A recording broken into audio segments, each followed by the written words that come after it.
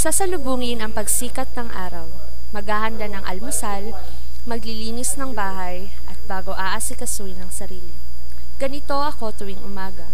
Ganito magsisimula ang araw-araw na buhay ng isang teacher tulad ko.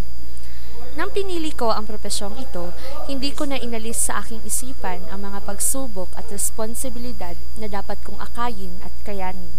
Kakambal ko na ang pagtuturo at naging pangalawang tahanan ko na ang eskwelahang aking pinapasukan.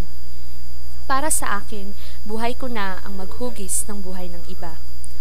Masaya ang pagiging isang teacher, lalo na kung mamahalin mo ang bawat bagay na umuugnay sa iyong personal na buhay at buhay pagtuturo. Lagi mo lang isapuso at pahalagahan ang lahat ng iyong ginagawa.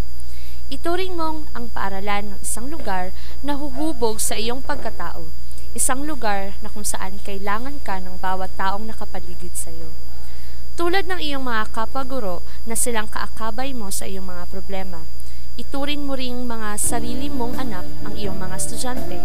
Magiging masaya ka sa piling nila kapag natutunan mong pakinggan ang mga boses nila. Iba-iba man silang karakter, pero pinagsama-sama sila sa isang mithiin, ang matuto. Kaya naman bilang isang teacher nila, gusto kong panatilihing epektibo ang aking pagtuturo. Sa simpleng paggawa ng lesson plans at sa pagbibigay ng exams ay sinisigurado kong may matutunan sila. Naniniwala ako, isa akong teacher na hindi lamang tagatala ng marka sa class record. Kung hindi, isang teacher na layunin ay humubog ng bawat buhay ng aking estudyante.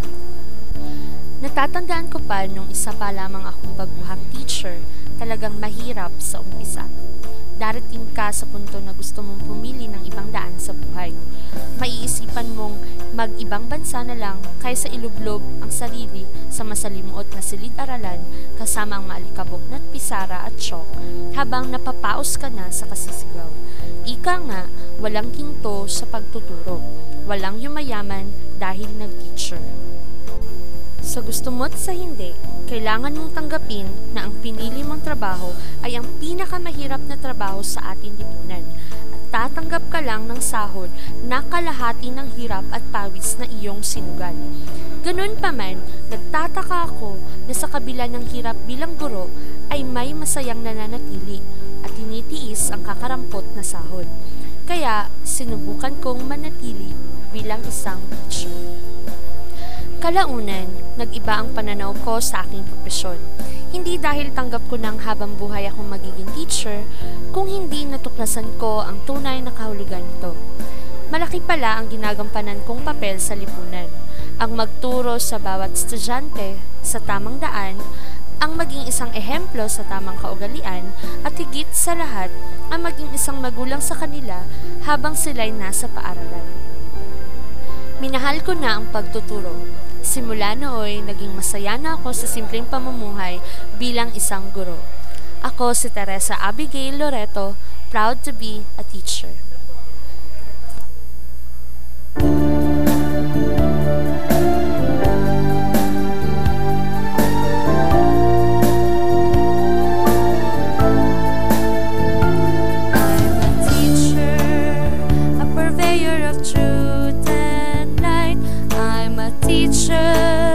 I was born to improve mankind. It's my duty to enlighten the world